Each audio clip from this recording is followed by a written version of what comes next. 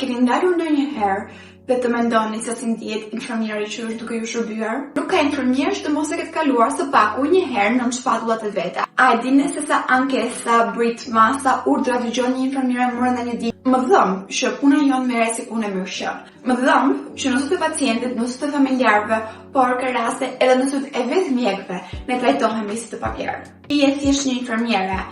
E megjithatë, përsërimi të padukshëm për botën atje jashtë. Dhe jo, mos e justifikoni nga mediat të cilat flasin vetëm për mjekun dhe harrojnë infermierën. Janë mësuar të durojnë, të vazhdojnë. Çon në lodhje emocionale, në lodhje mendore. Nuk kushton shumë të kesh tonën njerëzor, të thuash një faleminderit në fund.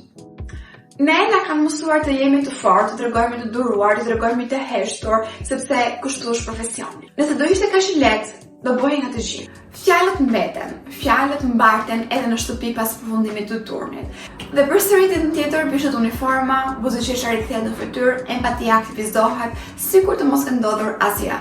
A nuk është kjo forcë? A nuk duhet drejtuar ky infermier me respekt dhe me dignitet? A nuk duhet parë si një profesionist i pavarur dhe të kemi besim tek mendimet e tij? Duhet ta keni të qartë që infermierët nuk kërkojnë medalje, nuk kërkojnë heroizma. Respekti nuk e pengon kujdesin. Për më tepër, ai e përmirëson atë. Vendosja e kufive nuk është arrogancë, është profesionalizëm, nuk është një dëshirë.